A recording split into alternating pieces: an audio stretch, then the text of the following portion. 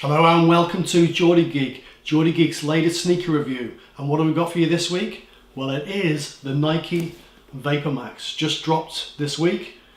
Let's have a look at it and let's have a see how this compares to good old Ultraboost. First things first though, let's just do a quick foot check. What's on my feet? That's it. I've got them on. I've got the Vapormaxes on. There are three things we're going to do in this review. First thing we're going to do is we're going to have a really quick look at the Nike Vapormaxes themselves. There's lots of other videos out there, but we'll have a very quick look ourselves. Second thing we're going to do is, I'm a bit of a runner at the moment, and these are my standard running sneakers, and I went for a run today in the Vapormaxes, so we're going to do a little bit of a comparison. I'll generally run in these, which are these filthy Under Armours. I've just started playing with these, which are a set of Nike Lunar Sole. I don't know exactly what they are. Nike Run Lunar things. They're okay. And these are the sneakers I run with when I'm traveling, because I can fold them flat, so I don't have to carry an extra set of sneakers with them. These are actually probably the closest ones to the Vapormaxes, and I'll explain why later. And then finally, I'm going to do a bit of a quick comparison with the Ultraboosts. Which do I prefer to run in? Do I prefer the Vapormaxes or these uncaged Ultraboost?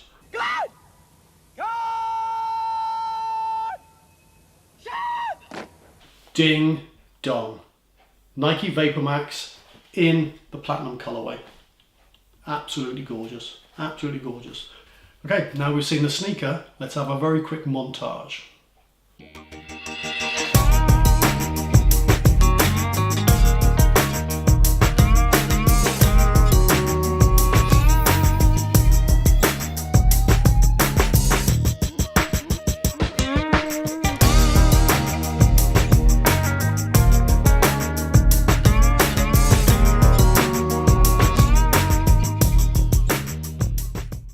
What can we say about these Vapormaxes?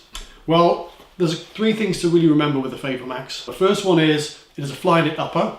There is no midsole per se, so what you've ended up with is a slightly stiffer Flyknit base, and then you have that gorgeous Vapormax air bubble sole, which is where all of the technology has gone to. As I mentioned, this is probably the shoe which it is closest to, the sneaker. This is the Vibram Five Fingers, because as I said, you have that sort of, that midsole, which is a bit fake, and it's very similar here. You've got a semi-stiff midsole, and you have very similar makeup here on the Vapormaxes. What do they like to run in? So they are very similar, again, to the Five Fingers, in so much as, unlike other sneakers where you will run in them and you've got full support for your foot, and your foot is really cushioned and encased in that shoe and the stiffness of it, because of the sort of the free running part and the fact that your foot is very free running in the shoe, you have to work your foot a lot harder. So when you're running in them, you can feel the strain in your foot, and it takes about 2 miles to get into it. It takes about 2 miles for your foot muscles to activate. And actually I think that's a good thing. It's one thing I really enjoy about running in the Vibram Five Fingers, is you get to activate your full foot, and you get a very similar feeling running these. Now, you need to get used to it and you need to give it a go. It's not for everybody, and it takes a little bit of getting used to, but 2 miles in, I got used to it and it was very comfy.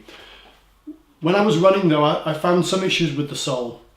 When you're running on the flat, and it's a very flat surface, like just a standard asphalt path, great, absolutely great. You can feel the sole activating, you can feel how they place the nodules in the different areas to give you that right cushion in the right place, and it works exactly as it should.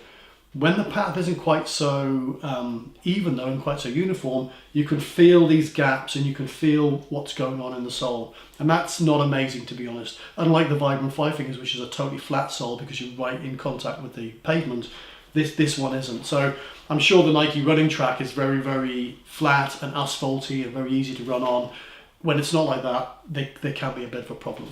So how would I compare these Nike Vapormaxes to my favourites, which are these uncaged Boost trainers? Which ones would I get to if I wanted to go for a run? So I don't generally run in these. They're okay, but again, the upper knit sock is not as comfortable as it can be, I think, for longer runs. But if I had to choose between the two, if I had to go out and say, okay, which set of sneakers am I going to pick up? Is it going to be the Vapormax? Is it going to be the Ultraboost? It would be the Ultraboost. And I think really it's because the Ultraboost is still a classic trainer. It's still, even though it has, very similar features to the Vapormax, in so much it hasn't really got a midsole, because you've got the full base and the full layers going on, cushioned with that Ultraboost. I think it's just a better all-round sneaker for today.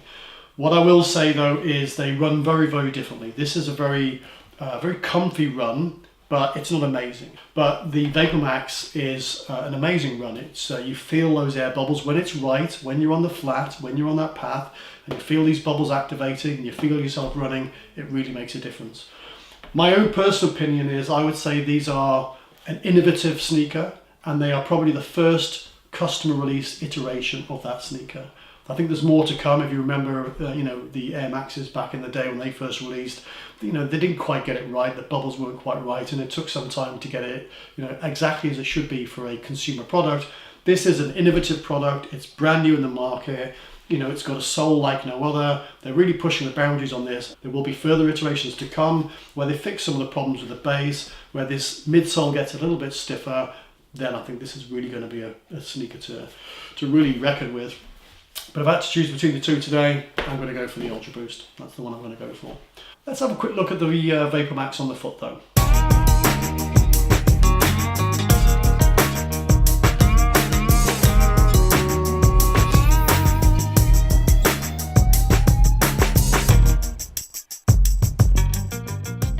That was my review of the Nike Vapormaxes. Do you agree? Do you disagree? Stick your comments down below. Let me know what you think. Give us a thumbs up and a like. And if you really like what I'm doing, then give me a subscribe as well. But really enjoy these trainers, sneakers, whichever country you're from.